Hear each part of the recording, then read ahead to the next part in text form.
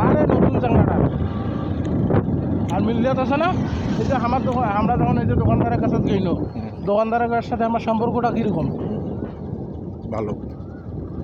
মানে খালি ভালো না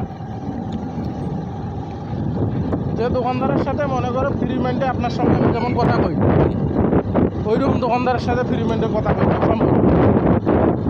না বুঝো ভালো লাগে